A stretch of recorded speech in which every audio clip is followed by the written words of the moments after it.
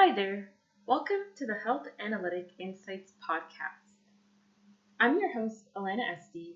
I have my master's in biomedical engineering, and I created this podcast to discover a community of individuals who are passionate about the field of healthcare analytics.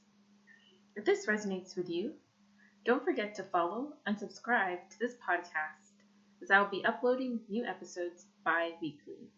With the Health Analytic Insights podcast, I hope to share information and advice in topics such as health informatics, digital health, biomedical engineering, and data visualization in healthcare. And in exchange, I would love to hear from you, dear listener, about your experience and interest in this field. You can drop me a line at healthanalyticinsights@gmail.com. And this email, along with any references discussed during this podcast, will be listed below in the show notes. Without further ado, let's get into it.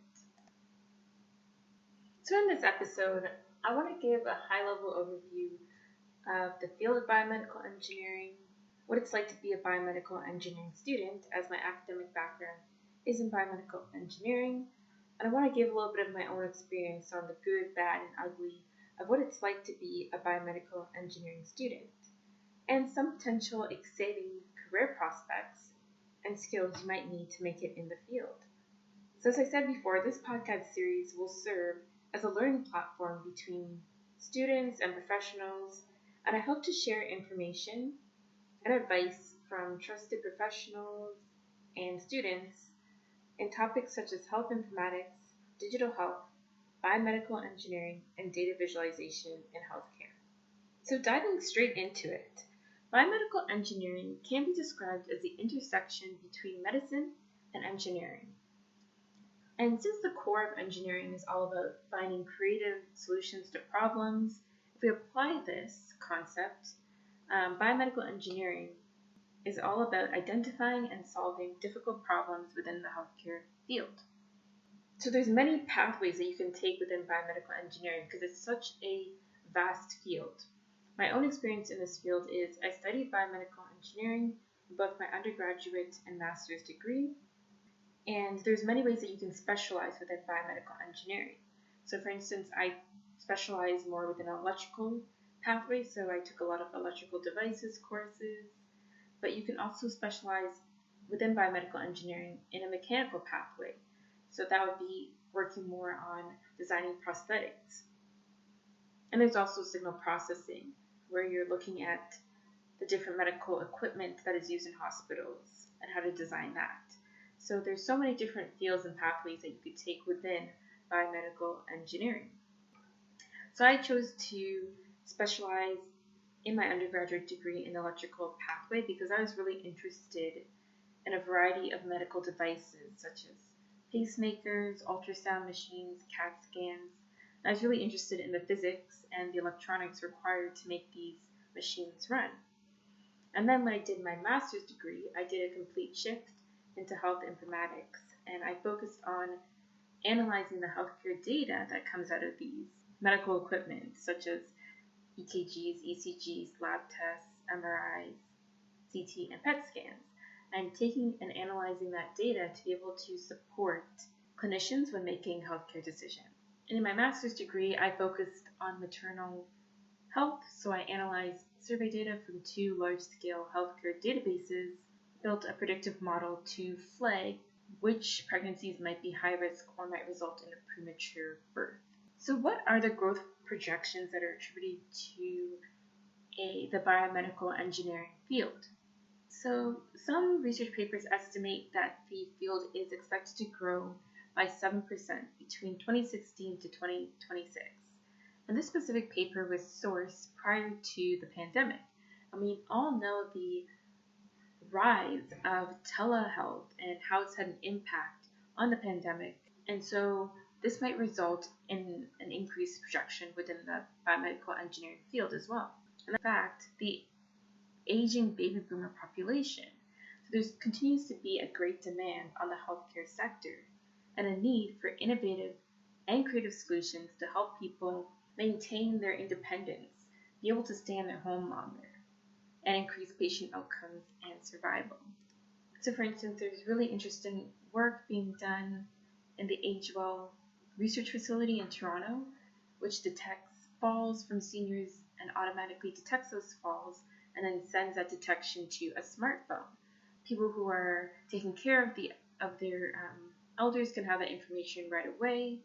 And even now in the pandemic, we see the need for fast and accurate reporting of the spread of the virus. So having charts and graphs really tracking the virus in real time. I've seen too many charts to even count of how we're projecting and tracking the pandemic. So when it comes to healthcare data and building solutions, there's really a drive for that, and that all falls under the field of biomedical engineering. And so what are some possible careers that you could use in this field if you want to get into biomedical engineering today? So finding a job in the field might not be easy because this is still a relatively new engineering career path in comparison to all the different other types of engineering, such as civil or mechanical engineering, which has been around for a long, long time. So you can find biomedical engineering jobs in hospitals that might have a biomedical or clinical engineering department. You could work for a pharmaceutical or medical device company. And some of the huge giants in this field of biomedical engineering are mainly located in the States or Germany.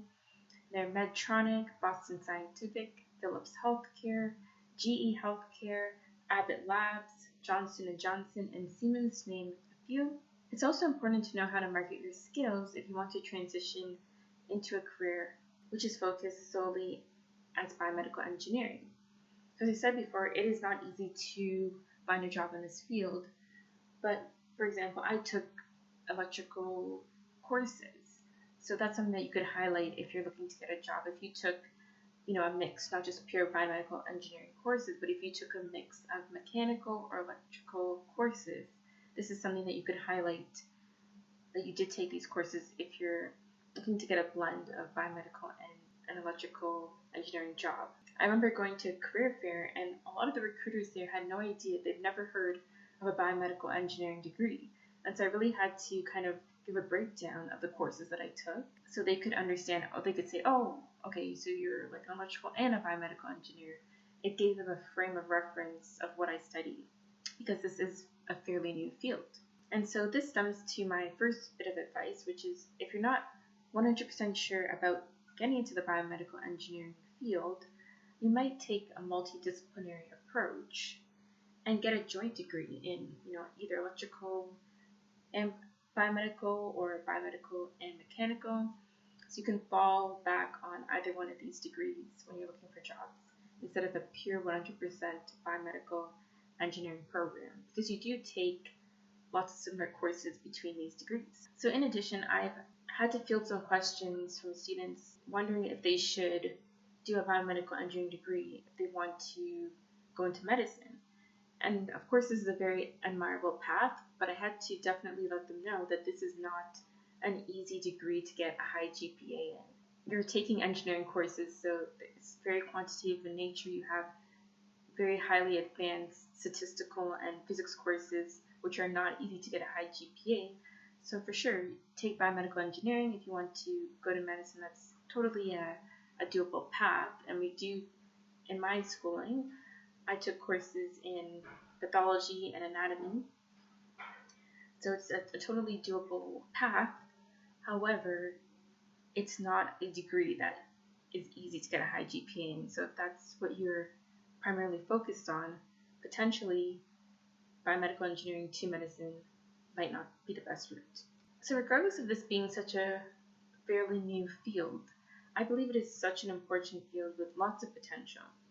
It allows you to be creative because it's cutting edge, and it's a rewarding field because you are directly impacting people and making a difference in their lives. I think of the impact that the pacemaker had and continues to have on people's lives, and it was invented by a Canadian engineer.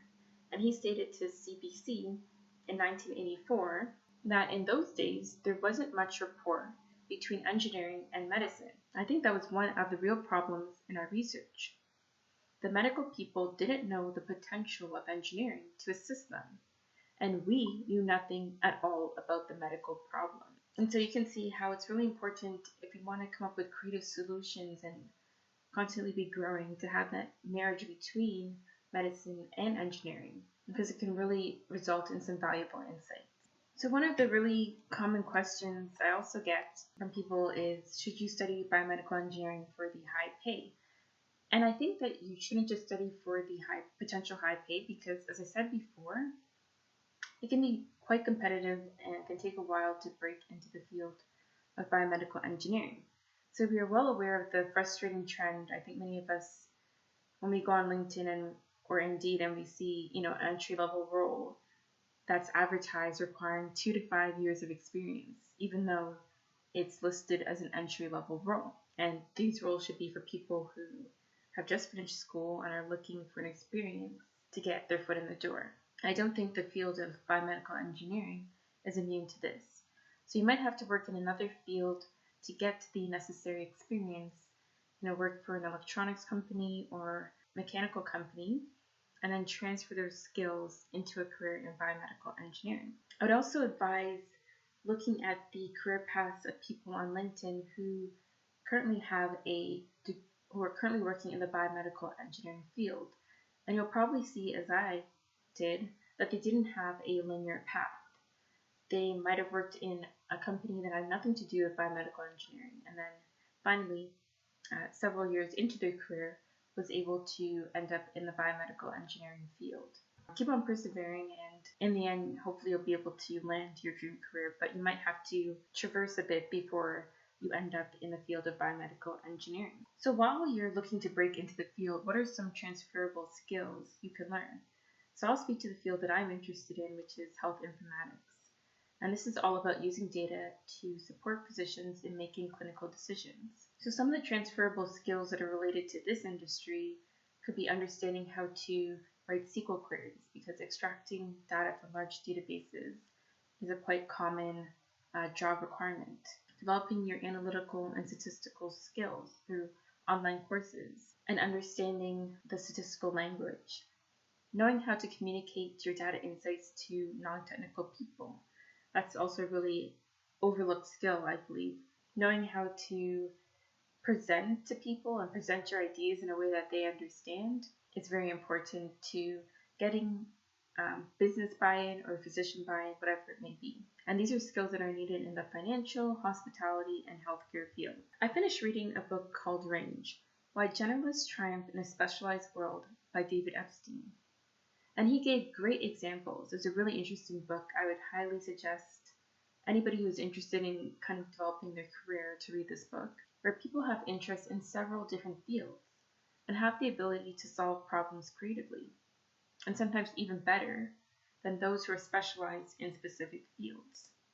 And that was really revolutionary to me because, of course, doing a degree so specialized in biomedical engineering, I really wanted to kind of break out of that mindset, and that's why I really got interested in health informatics and healthcare analytics, because there's so many different fields even within that. You could do data visualization, you could focus on predictive and prescriptive analytics. And so he really highlights in this book the importance of having transferable skills in many different industries rather than just being so heavily specialized in one area. It really allows you to be creative and draw different parallels between different industries to be able to solve problems. And a direct quote from his book is, like chess masters and firefighters, pre-modern villagers relied on things being the same tomorrow as they were yesterday. They were extremely well prepared for what they had experienced before and extremely poorly equipped for everything else.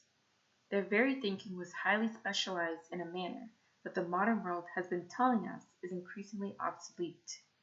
They were perfectly capable of learning from experience, but failed at learning without experience. And that is what a rapidly changing, wicked world demands. Conceptual reasoning skills that can connect new ideas and work across contexts. So I think there's definitely a benefit for people who are interested in the field of both engineering and healthcare, because it allows us to think about problems differently from those who might just be pure engineers or pure healthcare professionals. people in this field lie in the gray areas, and I think that that's really an added strength and benefit. So thank you for listening to the Health Analytic Insights podcast. I hope that you really got benefit from this episode all about biomedical engineering. And if you have any feedback you'd like to provide me with, you can reach me at healthanalyticinsights@gmail.com. Send me an email if you have a topic you'd like me to discuss, or if you're interested in being a guest on the show. References are in the show notes description. Please follow this podcast if you're interested in seeing more of this content, and have a wonderful day.